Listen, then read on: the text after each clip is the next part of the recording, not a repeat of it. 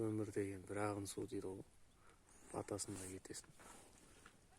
Өмір деген қызық қой, 4 әріп болса да ше. Дұрыс айтасың. Біздің әңгімеміздің бәрі бар ғой, сақталып кеткен ғой.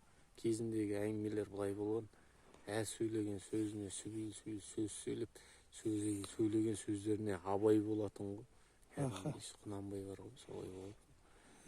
Біздің әңгіме деген ойбой, көрінгеннің жетегінде кетіп барады, өзіміз жоғалтатын сияқтымыз. Дұрыс айтасың. Біз сақталып кеттік.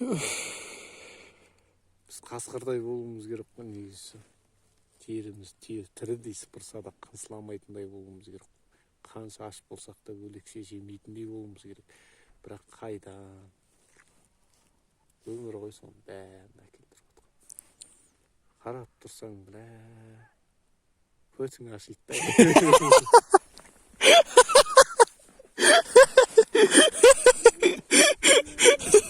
Похуй деп жүре беріппіз ғой.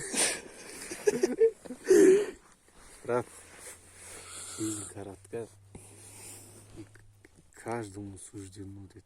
Хоть ты богатый, ты бедный, ты белый, похуй черный, дейді ғой. Без лоха жизнь плохо дейді. Бір мақал бар ғой қазақта. Дүниемен болмайды ғой мына сөзге, балық бастан шірейді дейді. Қарап тұрсаң қарапайым, дүние қумандар дейді. Дүние қумандар. Қумандар байқалары бар ғой. Қумандар.